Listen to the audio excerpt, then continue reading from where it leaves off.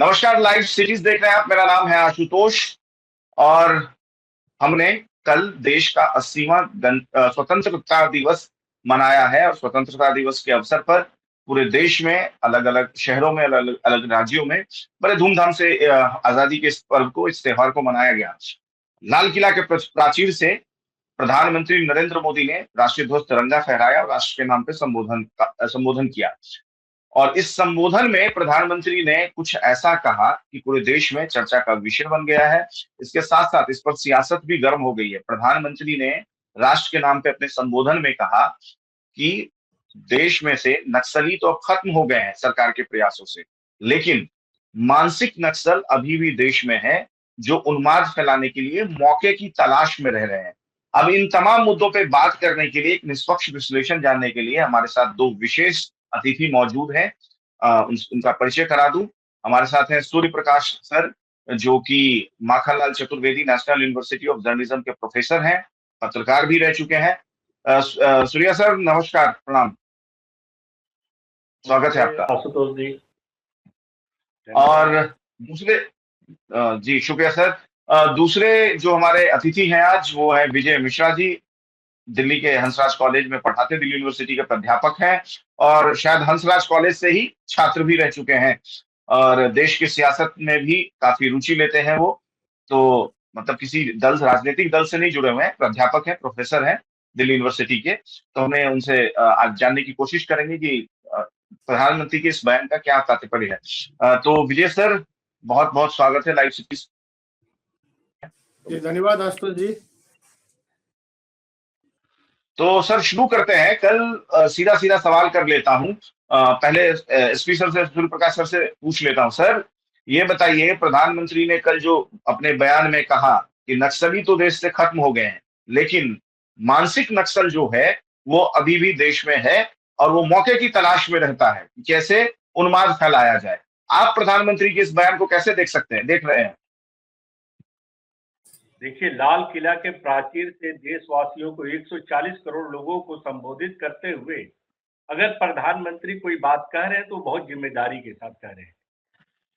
नक्सली जो है जंगलों में ही नहीं होते हैं, शहरों में भी होते हैं। और अर्बन नक्सली का जो है जो शब्द आया था वो कुछ वर्ष पहले जो आया हुआ। मैं आपको बताना चाहूंगा आशुतोष जी कि हथियारबंद नक्सली तो जंगलों में लड़ रहे हैं, लेकिन विचारों को बढ़ाने वाला व्यक्ति शहर में बैठा हुआ है। वो अपने विचार के साथ उनके लिए पूंजी की व्यवस्था, हथियारों के इंतजाम करना, ये सब कुछ जो अर्बन नक्सली है या महफूज जगह में बैठा हुआ व्यक्ति ये सारी चीजें करता है। जंगल में रहने वाला आदिवासी जो है, जो लड़ रहा है नक्सली के रूप में, वो कुछ बहुत बड़ा पढ़ा लिखा तबका नहीं है। वो वही छोटे सुदूर गांवों में रहता है, जंगलों में रहता है, उसकी बहुत सीमित संसाधन है। उनका ब्रेन वॉश किया जाता है और उनको तरह तरह की चीजों की वजह से वो इस तरह के मूवमेंट में जोड़ दिए। तो इस तरह की जो मूवमेंट से जुड़ते हैं उनके लिए ये सारे इंतजाम कौन करता है? ये सोचने वाली बात है। ये प्रश्न उठता है कि नक्सलियों के लिए इंसास या AK-47 या दूसरे हथियार कहां से आ रहे हैं? अगर वो विदेश से आ रहा है ना, दुश्मन देशों से आ रहा है, तो उसको पहुंचाने, वहां तक पहुंचाने की जो कवायदें हैं, जो वो काम कौन करता है? ये कहीं ना कहीं एक बड़ा तबका है जो दिमागी रूप से नक्सली विचारधारा को प्रेरित करता है और उनको उनके लिए सारे इंतजाम करता है और देश में अराजकता की स्थितियां पैदा करने के लिए वो प्रयास करता है। तो प्रधानमंत्री का वक्तव्य जो है वो किसी भी तरीके से दूसरे नजरिए से नहीं देखना। अगर उन्होंने कहा है दिमागी नक्सल, तो ये कहीं ना कहीं अर्बन नक्सल की ओर चिन्हित करता है, रेखांकित करता है। इस हमें फोकस करना चाहिए, ध्यान देना चाहिए। तो प्रधानमंत्री जी जो है अगर कह रहे हैं और 80वें दशक से कह रहे हैं, तो इसको बहुत गंभीरता से लेना चाहिए, मेरा ऐसा मानना है।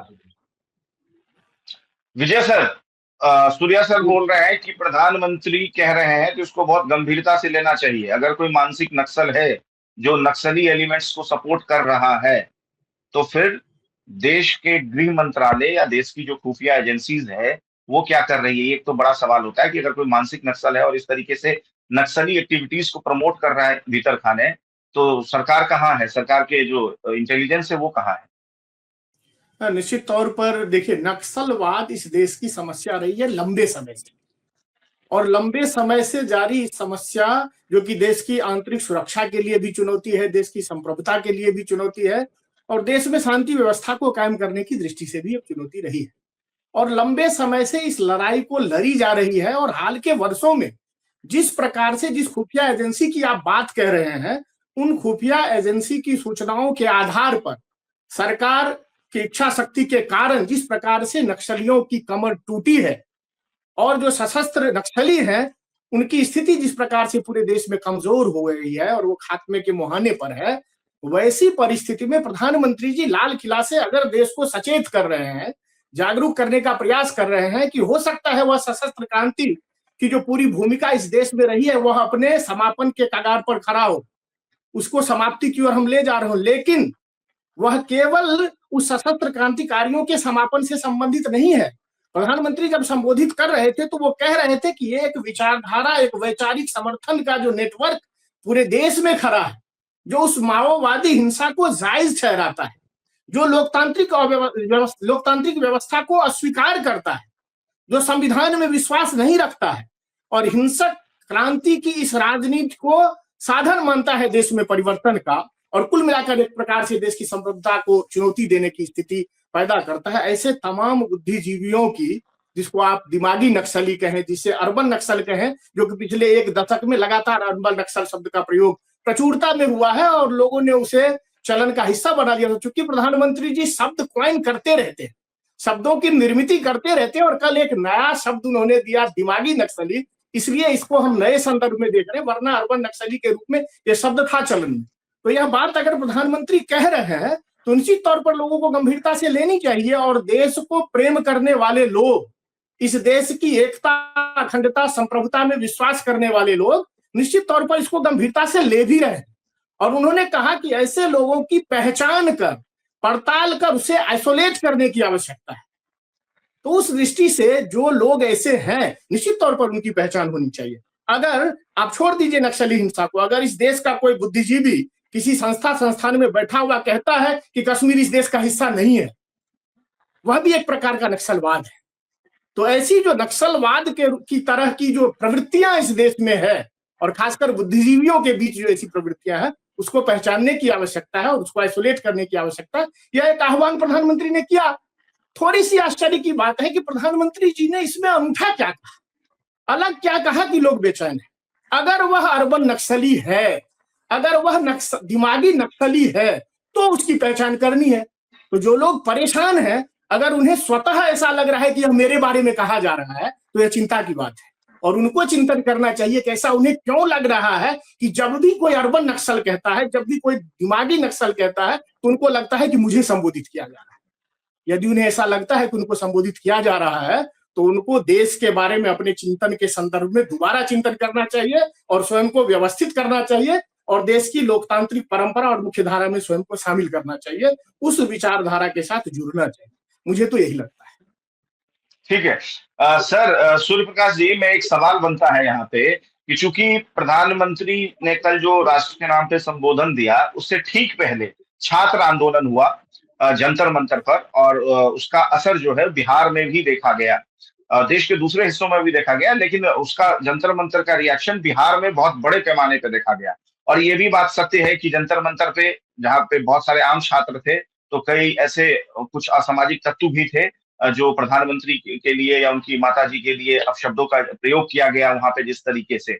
तो ये भी भाजपा पे, या खास करके वर्तमान में जो केंद्र सरकार है, उस पर विपक्ष ये आरोप लगाती है, मैं विपक्ष को कोट करते हुए कह रहा हूं कि जैसे ही सरकार के खिलाफ कोई बोलने को जाता है, आप बिहार में आप छात्रों पे AK-47 चला देते हैं, या दिल्ली में पैलेट गन चला देते हैं, जो विपक्ष का आरोप है, और आपके विरोध में जैसे ही कोई बोलता है तो उस विचारधारा को आप नक्सली कह देते हैं, उसको कह देते हैं पाकिस्तानी है।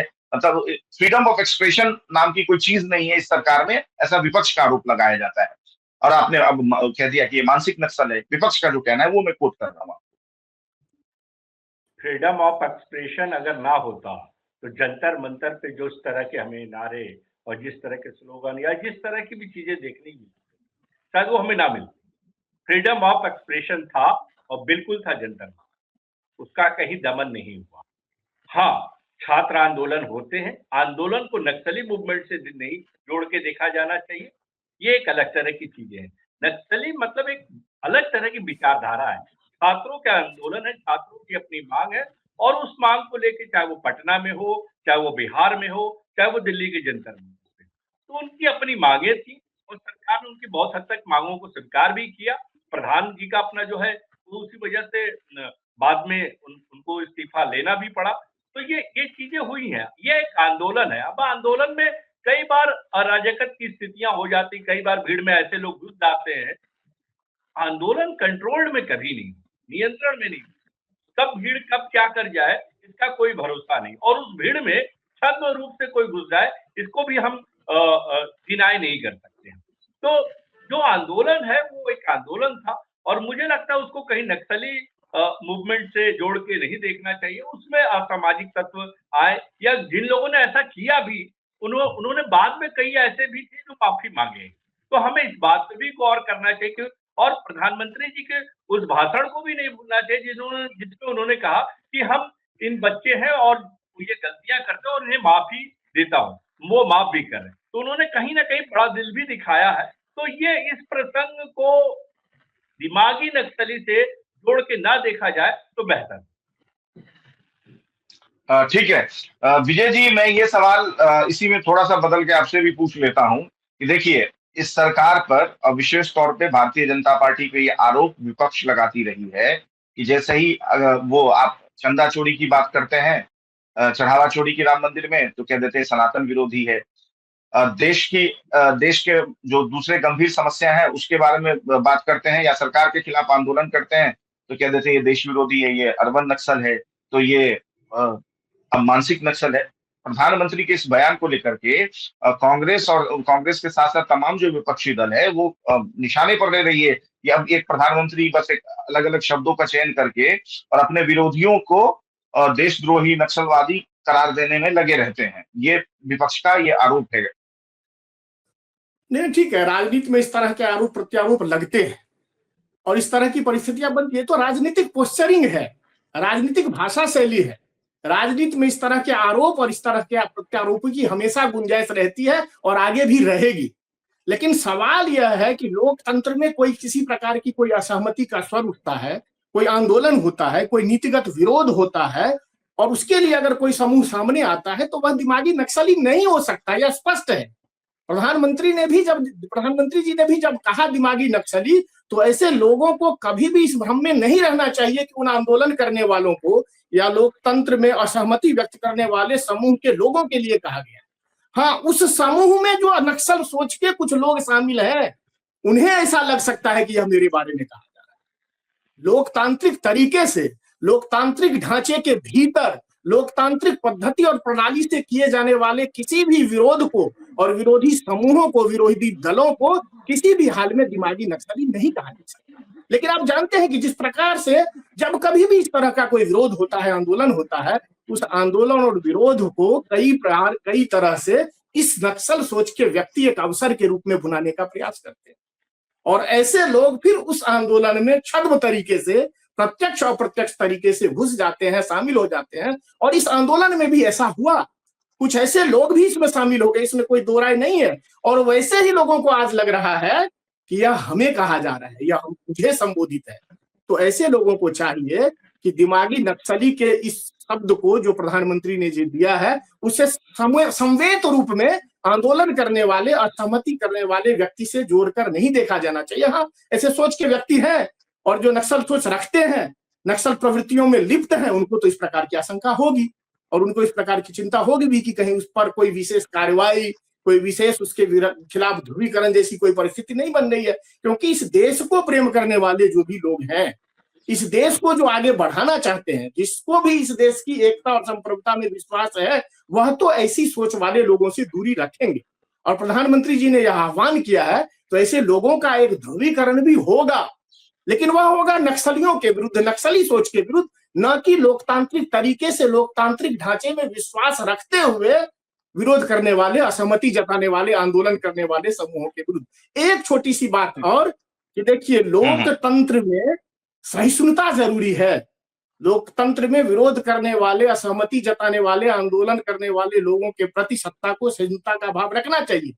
लेकिन जो पूरी की पूरी लोकतांत्रिक प्रक्रिया को ही अस्वीकार कर दे, लोकतंत्र में ही जिसकी आस्था न हो, जो लोकतांत्रिक मान्यताओं और धारणाओं से ही अपने को अलग कर दे और कोई ऐसी संरचना खड़ी करने का प्रयास करे जिसका लोकतंत्र में, लोकतांत्रिक प्रक्रियाओं में, लोकतांत्रिक व्यवस्थाओं में विश्वास नहीं है, क्या लोकतंत्र को उसके प्रति भी सहिष्णु होना चाहिए? यह भी एक विचारणीय प्रश्न है। ठीक है।